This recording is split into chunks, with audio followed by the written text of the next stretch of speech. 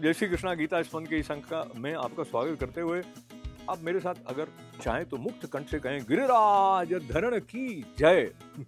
तो जो गिरिराज धरण है इस प्रकार से अपनी छोटी उंगली पर पर्वत को उठाकर जिन्होंने सबके कष्ट को हरा और फिर इंद्र के अहंकार को भी उसके द्वारा उन्होंने नष्ट कर दिया, तो वो वाली कथा को अपने साथ रखते हुए हम जब इस 21वें श्लोक की तरफ बढ़ रहे हैं 5वें अध्याय के, तो यहाँ पे भगवान ने कहा ब्रह्म स्पर्शेश्व सक्तात्मा विन्द्यतात्मनि यत् सुखम स ब्रह्म योग युक्तात्मा सुख मक्षयमश्नुते। ये कहा कि बाहर के जो विषय है ना, जो कुछ भी है बाहर इंद्रियों के द्वारा जिनका हम सेवन करते हैं, फिर कभी जीभ हमारी कहती आहा क्या स्वादिष्ट भोजन था, कभी आँख कहती आहा क्या सुंदर है।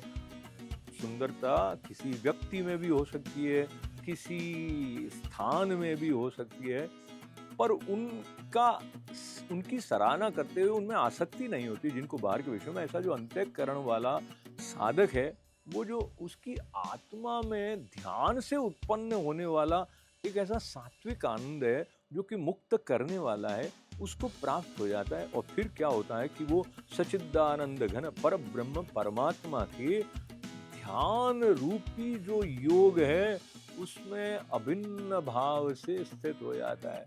तो उसमें और उसमें कोई भिन्नता नहीं रहती है, उसके साथ वो एक में एक हो जाता है। तो फिर उसका लाभ ये है सुखम अक्षयम अश्नुते, वो पुरुष अक्षय आनंद का अनुभव करता है।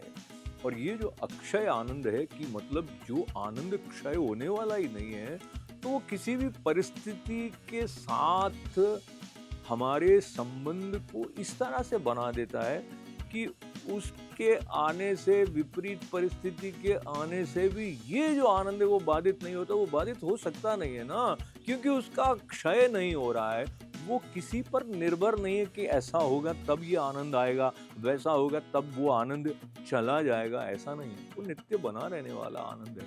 अब ऐसे अक्षय आनंद की कुंजी जब गीता माता हमको सौंप रही है, तो हमारे लिए गुरु वचनों से इस बात का स्मरण करना भी आवश्यक हो जाता है कि जब हम कृष्ण बनकर श्रीमद् भगवद गीता के साथ जुड़ेंगे, तो वो ऐसा हो जाएगा कि जैसे जो अग्नि में ईंधन जाता है तो वो उसी में मिल जाता है, उसका स्वतंत्र अस्तित्व तो रहता नहीं है। और प्यार से सब कुछ संभव है।